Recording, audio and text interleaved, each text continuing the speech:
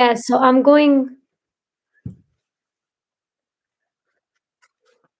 I'm live now, so it's 5:55.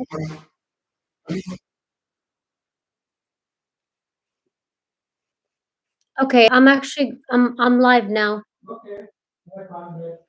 Thank you.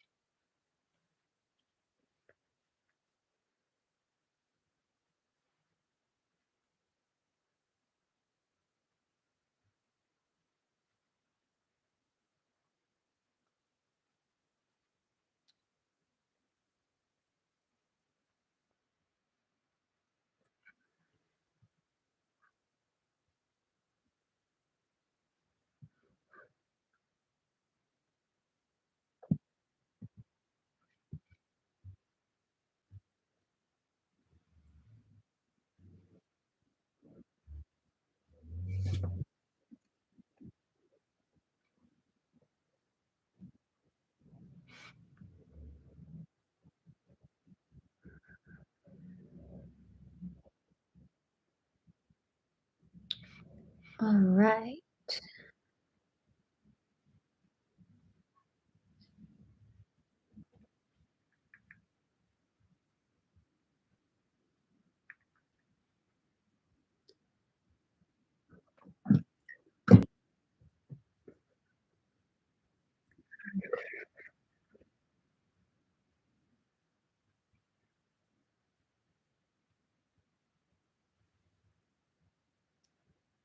Hi, Dan.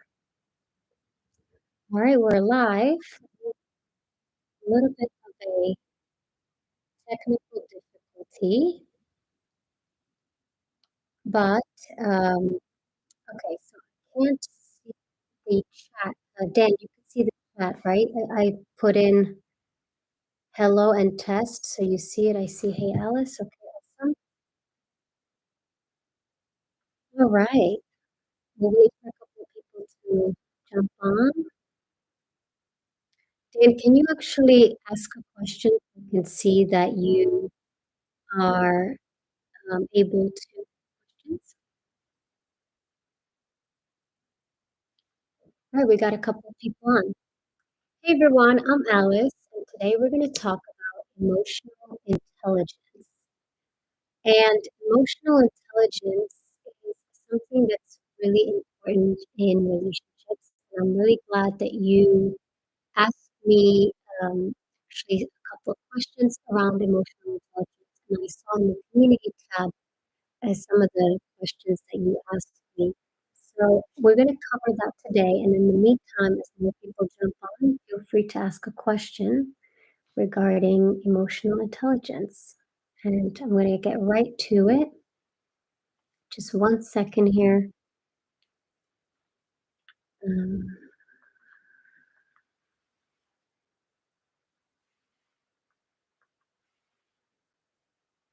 all right, so I see some of the comments coming up. Okay, I'll start with the first question. I had a question from one of our community members, and the question around emotional intelligence. What is it? So I'm going to get right into it and explain what emotional intelligence is for those of you that may not know. So, emotional intelligence refers to the ability to recognize, understand, and manage your own emotions. Taking a couple of notes here. Let me pull it up. So, what that means is understanding your own emotions as well as the emotions of the other person around you, and that could be an individual person or in a group setting. And um, the other component of emotional intelligence is not just understanding it, but recognizing it. And recognizing means being able to communicate what those emotions are. And one aspect of emotional intelligence is being able to influence the emotions of another person. So if you understand their emotions, you can influence um, their emotions in some way. Now that kind of sounds a little bit manipulative. It's not intended to be a negative or a positive. It's just understanding and being able to influence the person in a hopefully positive way.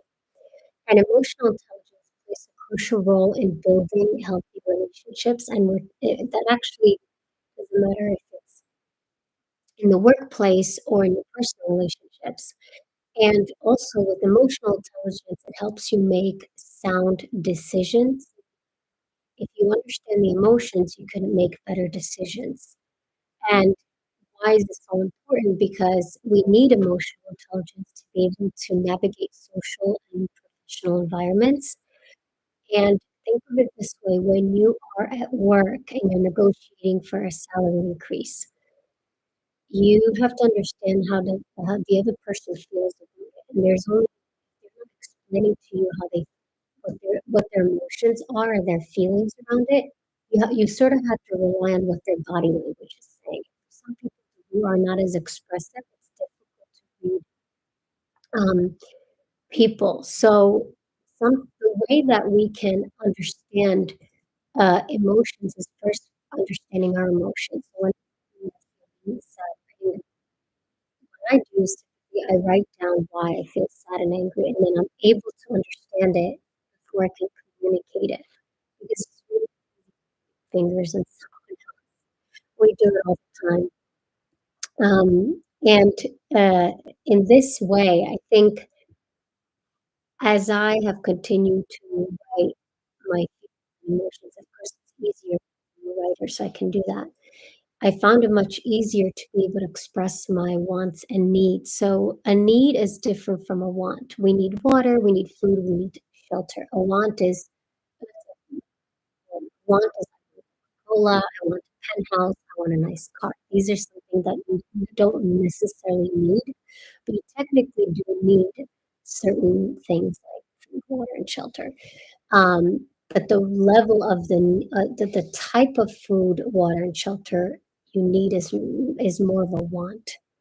So let's go over. If you don't have any questions up until this point about what is emotional intelligence, I will continue to describe some of the key components of emotional intelligence. Because for the next hour, we're going to go ahead and talk about all the components of emotional intelligence, as well as how to improve the emotional intelligence, the tips and the strategies that we can use. If you can just drop me a hello in the chat so I know that you're here because on my computer I can't see chat, your questions in the chat, but on my phone I can. So Dan, can you actually drop a um, question? Oh, hello in the chat. Hi, Mike Shaw, you're back. Awesome, welcome back. Cool. So it's working. I can actually get to the questions on my phone. All right. So key components of emotional intelligence: self-awareness. Does anybody know what self-awareness means? How is emotional intelligence and empathy related? Dan, we're actually going to get to that because empathy is a component of emotional intelligence. It's a great question. Okay, so self-awareness. I'm going to actually go back to the first time I heard that word. I was practicing yoga, and during our yoga practice, which is breath work and movement, essentially, our teacher kept saying, "Notice the breath, the pain in your body. Send the breath to the pain. Become more self-aware. Let's practice self-awareness." Like self-awareness, being aware of yourself. How does that relate to anything else? Like, what does that really mean? It's literal. It's self being aware of self. So what that means is recognizing your emotions and understanding how they impact your thoughts and actions. So being aware of your strengths, weaknesses, and triggers. So this is a big one. Do you ever notice that when you're upset, you react the same way? Maybe you yell. Maybe when you're stressed, you smoke a cigarette or have a drink. So these are the stress is triggering a reaction. So self-awareness is recognizing, oh, I'm stressed and therefore I'm taking a cigarette. Oh, I'm upset and my reaction is I'm yelling. So self-awareness is being brutally honest with yourself, doing an inventory or self-assessment to understand what it is that you do and why you do it. Because I think a lot of the times when you're in a relationship, and this could be with your significant other, and this could be with your boss or anybody that you meet, um, that person, if they make you upset, usually they're your mirror, meaning they're reflecting something back to you. So if you have, do you ever notice how, let's say you're scared of something, and let's say you're scared of spiders, and then all of a sudden that person is like, you're in a room and you have spiders, and that person's like, "Oh, I like spiders. Let's keep the spider here." And you're thinking, "No, but I really hate spiders." That person is just like getting you, reminding you of the fear of spiders. So if you say, "The reason we can't have the spider in my room because when I was a child, my brother put a spider underneath the pillow and I got really scared," the person understands like why you don't like the spider, so they can change their behavior. But if you don't explain how you feel about the spider, then that fear is going to be represented in like that person, that they're your mirror. So all of the people that we meet, they show you parts of the yourself that you have disowned. So if you have lost your self-confidence and you get into a relationship with somebody who is uh, mean to you and your confidence is even less, you have that person is there to teach you a lesson of becoming more self-confident.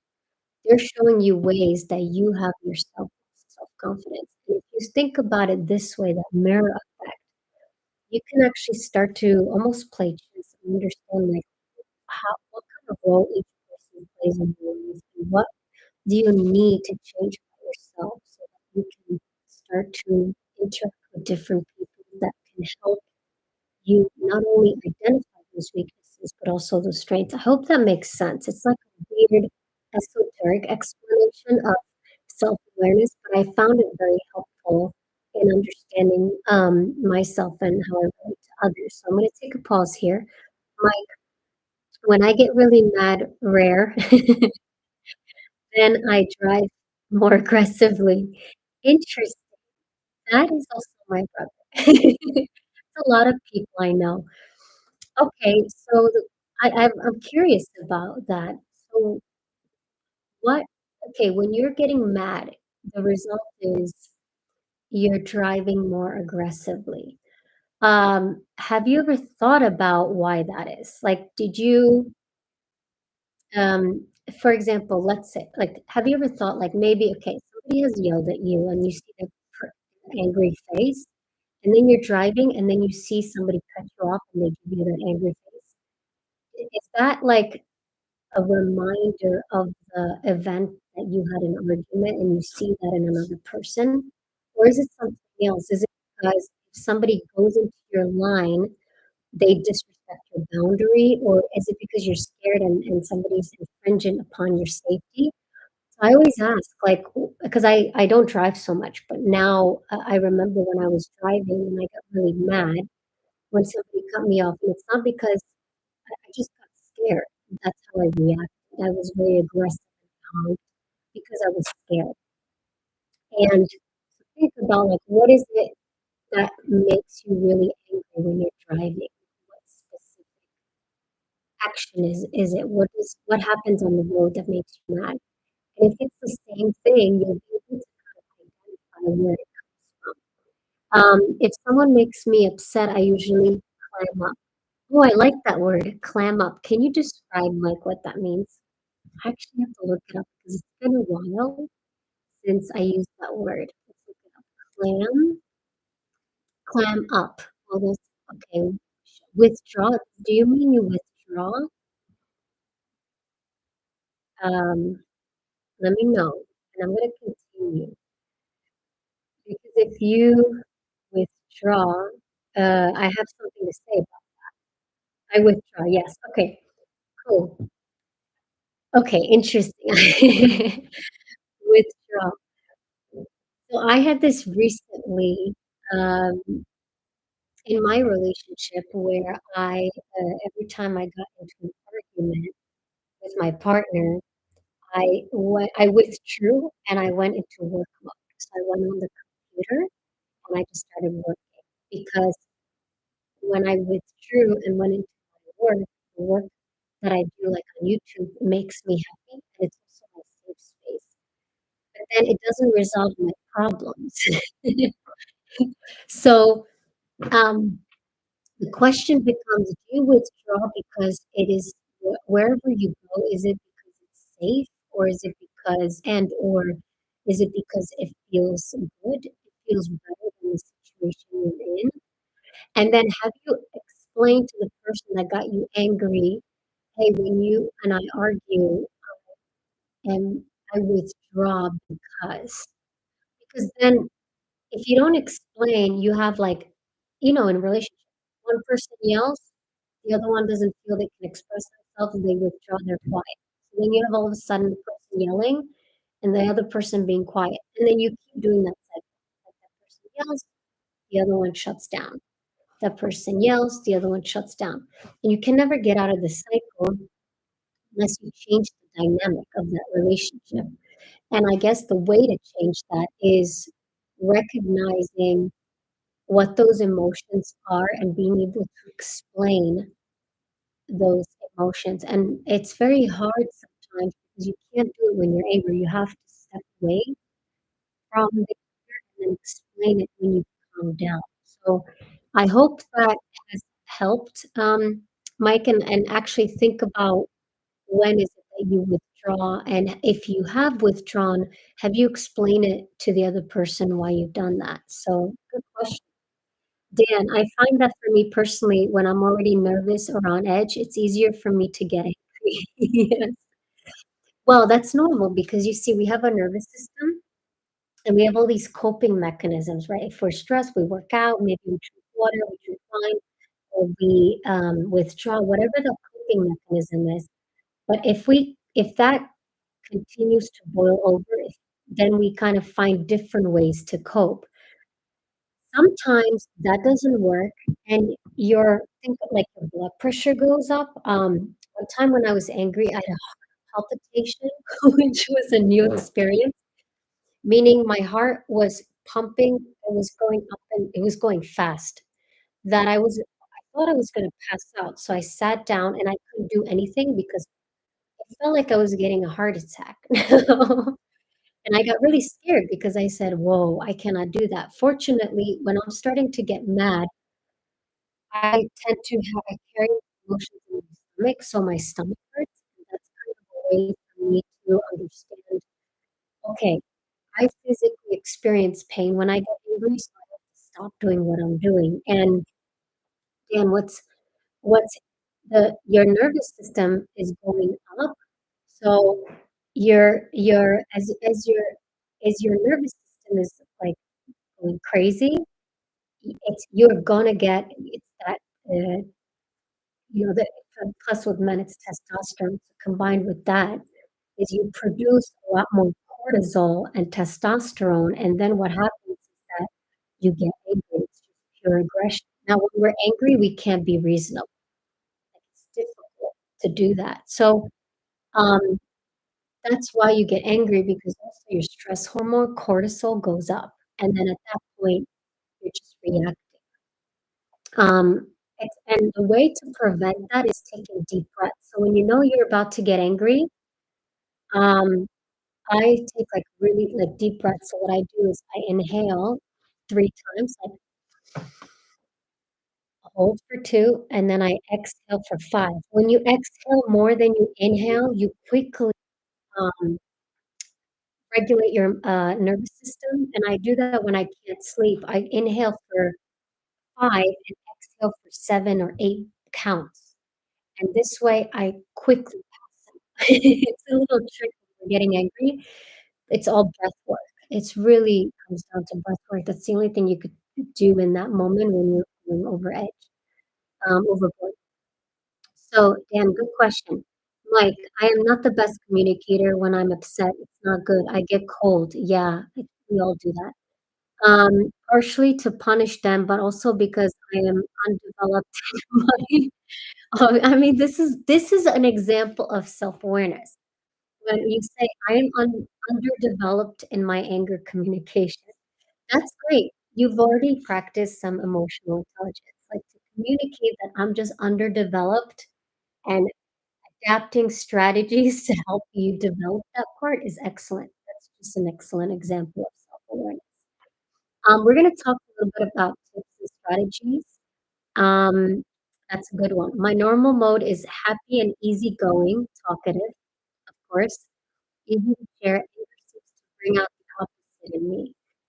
Well, it's not the it's anger is a part of who we are, we all experience it. It's just it's one way that we can bring attention to ourselves, but the problem is that, like, you know how we're little kids and we yell and scream to get attention, to get what we want? If we're not as self-aware, we carry that into adulthood, and, one thing to also keep in mind, I wanna actually interject here about anger, um, and I'm gonna actually talk about it in a minute. Let me read this. Do you know of any ways to reduce cortisol? Dan, the breath work. It's an instant, quick the breath work. So let's practice. We're gonna go inhale for 5,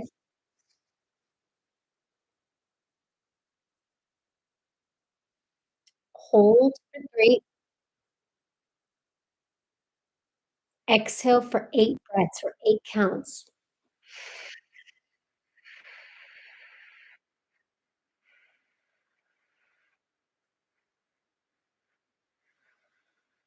Now I exhale through the mouth, but I prefer inhaling through the nose, exhaling through the nose.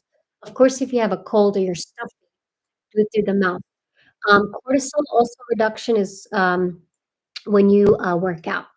So when I say work out, I mean, it's not going to the gym. You do quick push-ups or sit-ups, do a quick 5-minute workout, jump rope. My brother and I do jump rope. I don't have it, but, you have the thing and you just jump up and down, jump rope.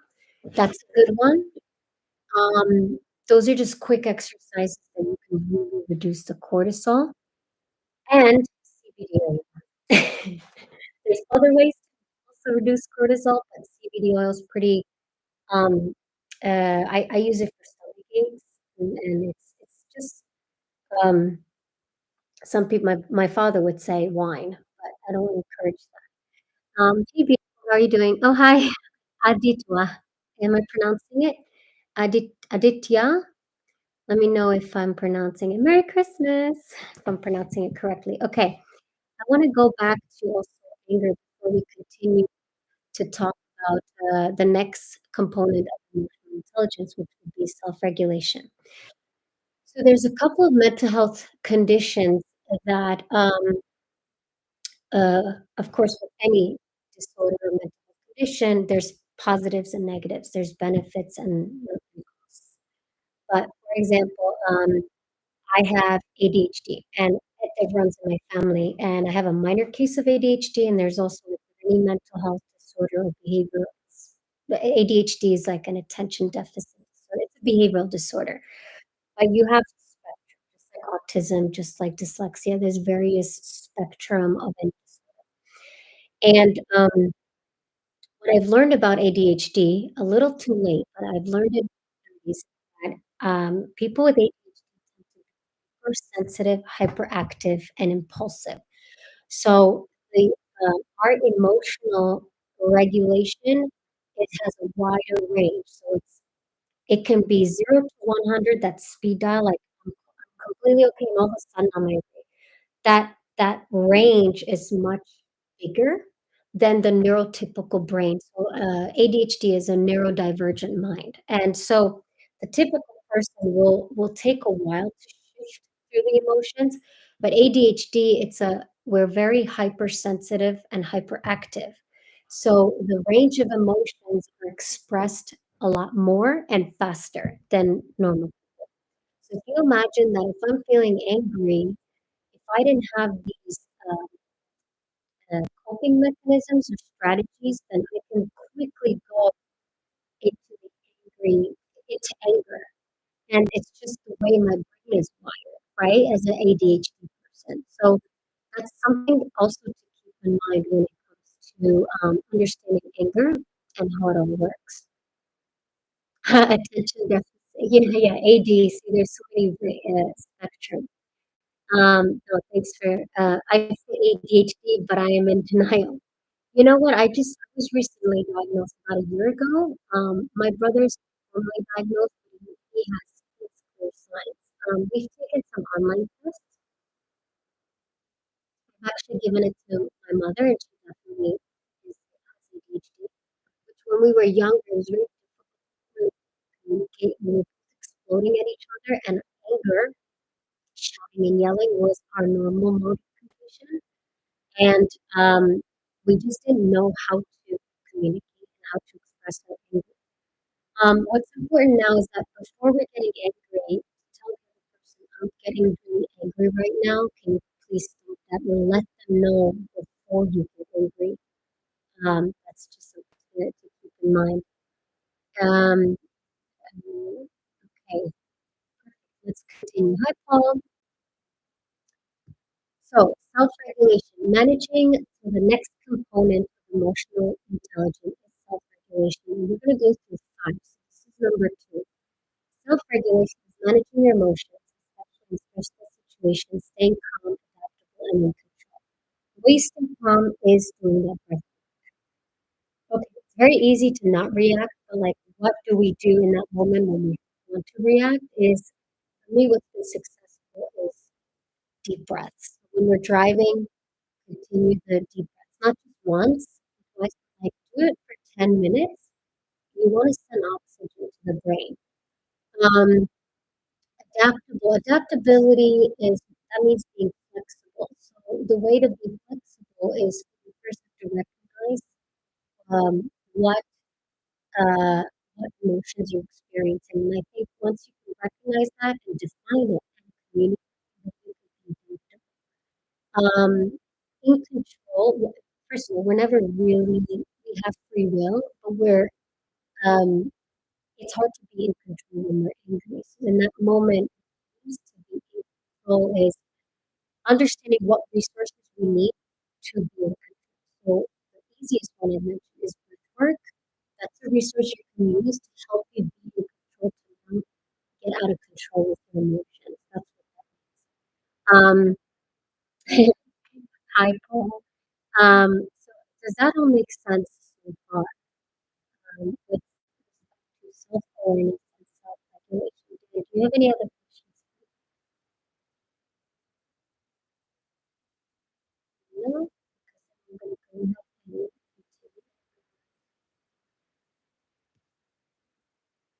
So I just wanna do a quick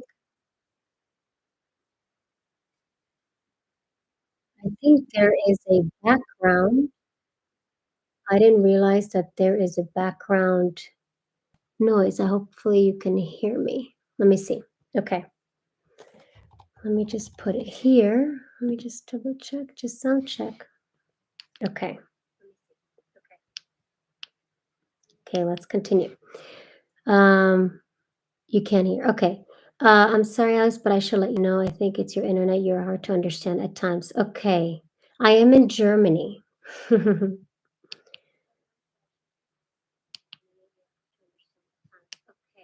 Okay, let me see. Does everybody else hear me okay? Let me continue. That is better. Okay, cool. Thanks, Mike. All right. Do people with ADHD experience emotions more intensely or just switch between them faster? Both, Dan. Both. Absolutely both. You switch faster and you experience it with a lot more intensity. Good question. That's something that took me a while to figure out. How do you pronounce it? Okay, let me continue. All right, the next thing we'll talk about is the next component of emotional intelligence is motivation. So, motivation is having an internal drive to achieve goals and improve yourself, staying resilient and optimistic in the face of setbacks. So this is one of the reasons I started this YouTube channel because I was questioning how can I improve my life and my behavior and how can I help people do the same. And this came out of just doing a self-assessment of my life and having conversations with my girlfriends and discussing about like, okay, so we're at this stage of our life. How can we get better? How can we get ahead? um, with certain aspects of our life. And motivation is really important because here it's internal drive to achieve goals. It's an intrinsic need that you have. It's separate of external. So let's say when we were young, when we were kids and we got an A, maybe our parents gave us a reward. So that's an external motivation. We want to get an A because we're going to get a reward from our parents. An internal drive for getting that A is I just want to get good grades so I can go to a better college. Let's say you're in high school, you want to get into a better school and you're doing that for you. So the internal drive is much more stronger because you're doing it for yourself. You're not doing it to make the other person happy. You're not doing it to get validation and approval. It's very liberating to be motivated from intrinsically because it's you against you, and you're the only person you can disappoint, and you have total accountability. And I think that's what's very liberating by being internally driven and driven, um, and whatever happens, if it's good or bad, if you're able to pick yourself up again, you're resilient. And because you know you can pick yourself up, you become optimistic when you have setbacks because you believe in yourself. So that's something I wanted to cover today on motivation as a component of emotional intelligence. Let me read a couple of the comments. Mike, when I am chasing a big dream, I can be very motivated even through challenges. Now, ask yourself this: how do you become motivated when you're pursuing that dream? Is it because you figured out that you can accomplish small goals to help you get to the bigger goal. For me, that's what it's been, is that can I accomplish small goals that eventually lead to the dream? And can I enjoy the journey, the process before I get to that goal? Um, and that's really important to think, to ask yourself these questions. When I don't care, it can be tough to fight through tasks I don't like. Yeah. For example, my apartment is quite the mess. This is a good one, talking about apartment being a mess. Okay. This is going to be a good example to reward yourself. So to get something done that you don't like to do, I'd reward myself. So for example, I love drinking coffee in the afternoon. That is my, like, my anchor, my reward, that is my pleasure. So if I know I have to clean the apartment, do you think I'm going to drink the coffee before I clean or after? I think you guys get the point. I do that. I So clean the apartment, then I drink my coffee, because there's no way after I get the reward I'm going to do something that I don't want to do. I'm just practically going to relax. So Dan, this comes to you. You've asked earlier about empathy. So understanding and sharing the feelings of others, that's how we define empathy. And being able to read nonverbal cues and respond appropriately. So this is important because um, empathy and sympathy are different. Sympathy is you feel bad for the person, but you I would describe it like this. Empathy is that you feel what the other person is feeling. If the other person is crying and is hurt, you also cry and you feel hurt. Like if that person is genuinely hurting, you like have bodily reaction. Either you're crying or your stomach hurts, or you you feel what the other person is feeling. That's empathy. Sympathy is, I understand your pain. I hear what you have, like I feel what you, like I understand what you're going through, but I don't feel what you're going through. If you're crying and you have that pain, I can't, I'm not, I don't feel those tears and the pain. Um, Both, you can express feelings and emotions in both cases, but empathy is literally feeling what the other person is feeling. And that goes into another level of emotional intelligence. Um, what else? When you said, "Can you hear me?" It felt on another level. I'm grateful to see you live. It's just our perception that carves our reality. I assume and research shows that if you come. Empathy comes from having had experienced the same pain in your own life. Exactly. Totally true, Paul. Um, and that's exactly it. So it's difficult to feel what the other person's feeling if you haven't had that experience. Absolutely.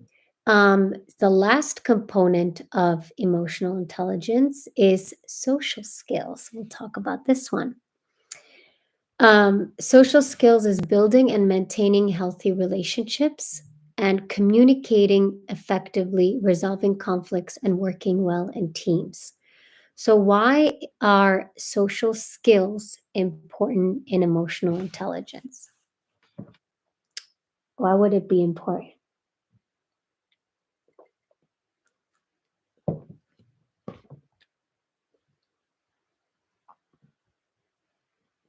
I'll give you the guys the answer.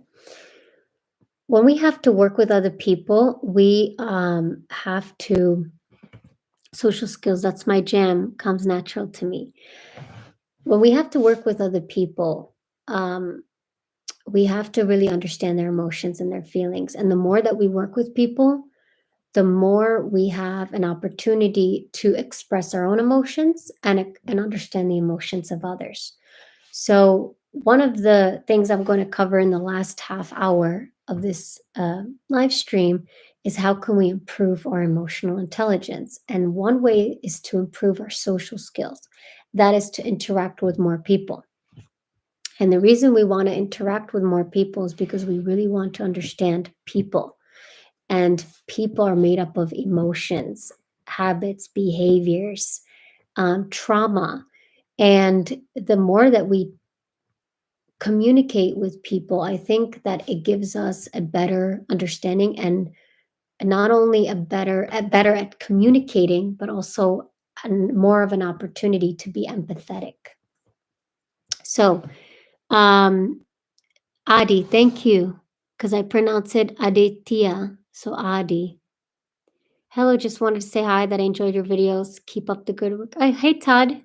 Hello.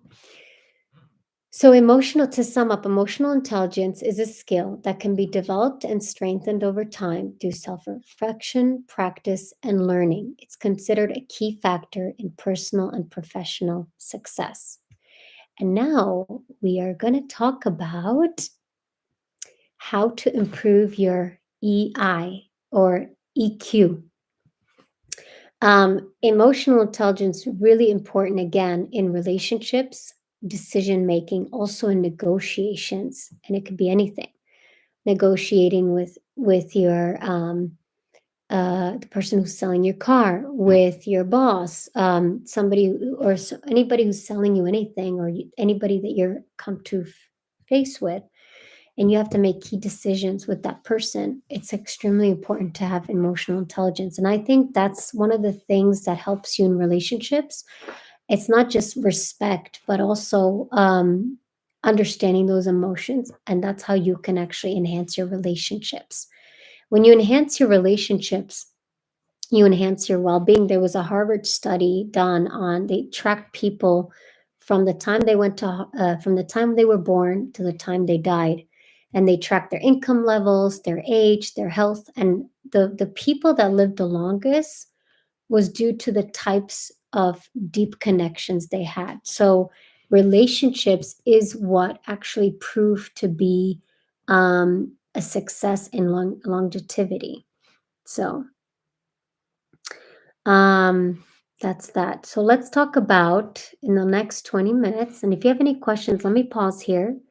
I'll give you guys a minute um, so I can go ahead and get into the last part is offering you guys practical tips to improve your emotional intelligence.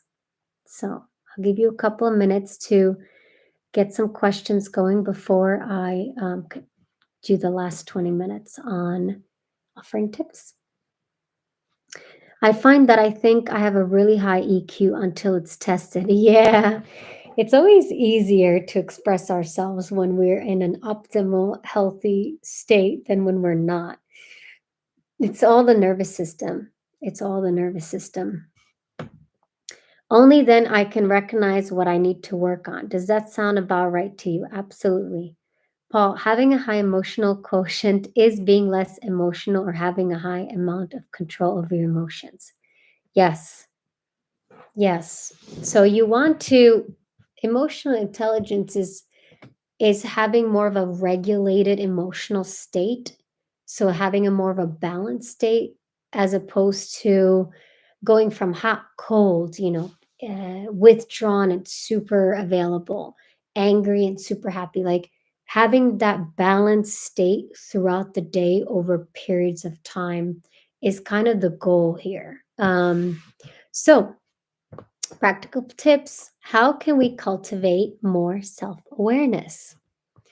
Practicing mindfulness. This is a good one. Meditation. So, one of the ways we can practice mindfulness to improve our self awareness is meditation. All meditation is, to make it super simple, is closing our eyes and focusing on our breath, not thinking about anything else, and just experiencing the breath, breathing in through the nose, breathing out through the nose, and just normally breathing and feeling our breath, closing the eyes to reduce the senses, the sensory impulse of what we get from vision, and doing it. You're totally good doing this 10 minutes a day, 10 to 30 minutes. That's a great way to do that. Another way you can um, practice mindfulness is journaling. I did this a lot, writing down how you feel and why you feel the way that you feel. This is very good. Reflecting on triggers, as I mentioned earlier, what triggers you and why do you get into why you become angry? What's the environment that's causing you to become angry? Asking for feedback is how you also cultivate more self awareness. Um, Asking for feedback means like you're asking friends or colleagues how they perceive your emotional response.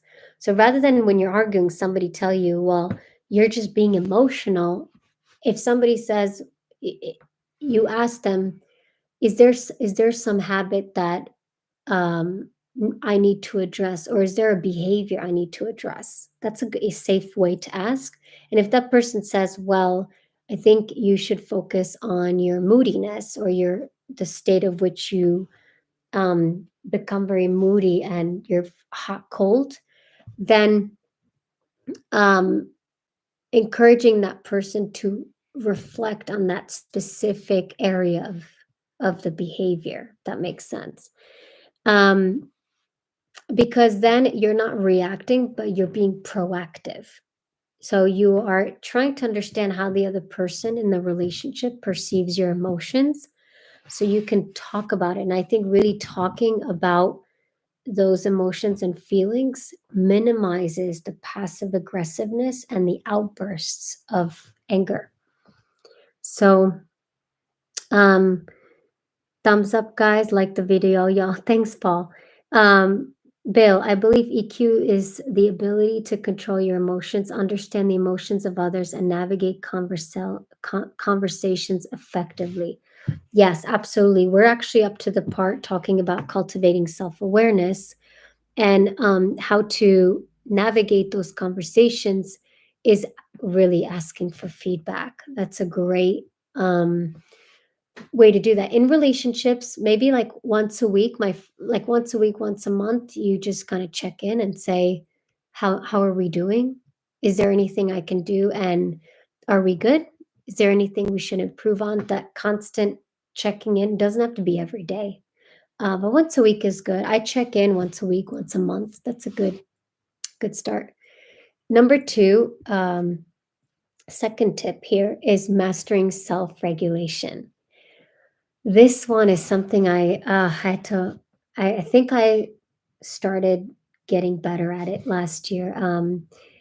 Pausing before reacting. So taking a moment to breathe before responding in emotionally charged situations. That breath work, guys, game changer. Practicing stress management, using techniques like deep breathing, as I said, exercise and mindfulness to stay calm, setting boundaries, protecting your emotional energy by saying no to unnecessary stressors. Yeah, so this comes down to like regulating our nervous system. So obviously, if you're angry, it's probably not a good idea to drink alcohol, and probably not a good idea to drink caffeine or have stimulants because it stimulates your nervous system even more. So we're talking about dialing up and dialing down. So that that emotional state can quickly go from 0 to 100 in like a second. So, Mike, I used to be very passive aggressive. Me too. Me too. It wasn't until I realized how hurtful that was from myself and others that I was able to get better. Yeah, like especially using, as a writer, I have a big vocabulary of words. So, like using I call it the verbal weapon, and just go like with my words and totally passive aggressive. Yeah, and in the end, it actually hurts you the most, because when those relationships come to an end, you could have a 20-year or 30-year relationship, and over an emotional outburst, it ended. And that's think of it, you put 30 years into cultivating a relationship. It's like planting a tree and then you cut it off one day. The tree's dead. Totally get it. Um, let's see what else we have. Adi. Awkward fact: Alice has more than 11,000 connections on LinkedIn, and hardly 11 people are watching this live. Leave. I didn't promote this on LinkedIn, but yeah, good observation. Um, let's see. That's two is mastering self-regulation. Three, strengthening a motivation. This is a really good tip.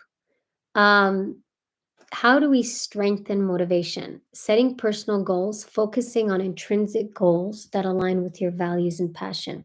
So, why is it that you want to do something for yourself? What drives you from here, from your mind and your heart? That brain heart connection, the gut brain connection. We have the nerve that connects our brain to our stomach is called the vagus nerve. And that whole connection is what we eat influences our brain, and what we think influences how we eat. So that uh, gut brain connection is strong. I actually have a playlist on this on my other YouTube channel, Dear Girl with Alice, where I teach yoga. So we're going to talk about that in a little bit. If you do things for you that you intrinsically like, then you probably are going to be in a better emotional state. Celebrating progress, meaning recognizing and rewarding yourself for small wins to stay motivated.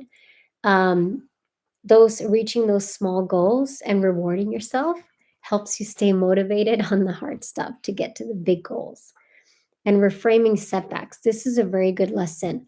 Instead of saying I failed, you say, okay, I've learned a lesson. So a challenge is an opportunity to grow and learn. I'm going to pause here. Mike, Vegas nerve sounds like a gamble to me. Is that how, Paul, we are in family? Vegas nerve. Yeah, Las Vegas. It's kind of funny. That one, it's spelled Vagus, I believe. Let me see. Vagus, vagus nerve. Yeah. And one way that we can actually stimulate the vagus nerve to calm ourselves down, this is another technique. Um, Dan, another thing you can do is also hum, because that stimulates the vagus nerve and calms you down. Or you take these two fingers and you go behind your ear and on your neck here, and you rub your neck. So you kind of rub it up and down, and this calms your nervous system. Then it reduces your cortisol levels also. So you may want to check that out. And I'm going to go finish up here the last two tips. Enhance empathy. I think, Dan, you had a question about empathy earlier. So, empathy is something that you can how to enhance empathy, how to connect emotionally with another person and feel what they're feeling. So this one's kind of funny. Listen actively, meaning you're listening what the person has to say without judgment. You're repeating word for word what the person has said. So, for example, if I say to my boss, if my boss tells me I would like this report delivered by 5 p.m. Friday, I'll say, what I heard you say is that you would like this report delivered by 5 p.m. on Friday. What that does is that by repeating word for word what the other person said, you make sure that you understand what they said, and that person can check their communication because you've repeated what they said. So this way, you are actually aligned on your communication and you are connecting emotionally because you are understanding the information. Both of you, that same information. It's not what you thought you understood, but you actually what you heard. And this is something when you have ADHD, you're very impulsive and you tend to interrupt um, what you interrupt the person, or you're planning what you want to say. So I do this a lot where instead of fully listening what the person has to say, I'm already planning my response, and that's not actively listening, and that is harder to enhance empathy. So we're all getting better. Reading nonverbal cues is paying attention to body language, the tone, the way that somebody said something, and facial expression. That is another way to enhance empathy. Last is practice perceptive taking. So imagine how others feel in their situation to better understand their emotions. So in this situation, put yourself in their shoes and understand why is it that they're feeling what they're feeling. This is really hard when you're angry with the person. So, um, in mindset wander, focus fades, ADHD whispers a restless shade. Be structured calm, a gentle breeze, bring order to chaotic seas. Thank you for the poetry.